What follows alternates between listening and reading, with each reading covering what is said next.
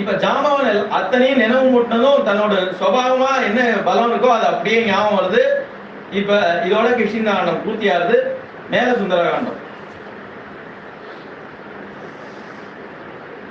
இந்த சுந்தரகாண்டம்ங்கிறது ரொம்ப அழகான காண்டம்.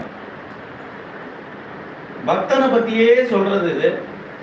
அயோத்தியா காண்டம் கூட பாதி வரைக்கும் தான் ராமர் வரார், பாதி பரதன் வரார், பாதி தான் பக்தனை பத்தி சொல்றது, பாதி பெருமாளை பத்தி சொல்றது. இதுல பூர்ணமா ஹனுமாருக்குன்னு ஒரு காண்டத்தை ஒதுக்கிட்டார். இதுல ஃபுல்லா ஹனுமார் தான் சொல்றார். ஹனுமார் பேசினா என்ன பேசுவார்? பகவத் குணம், ராமகுணம் தான் பேசுவார், வேற தெரியாது அவருக்கு. அதனால இது பூரா நமக்கு அப்படி கேட்க கிடைக்கிறது.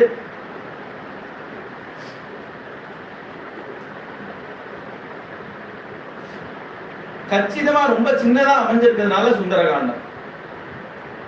காவிய நடை எடுத்து பார்த்தாலும் இங்க ஆச்சரியமான காவிய ரசத்தை வச்சிருக்காருங்க.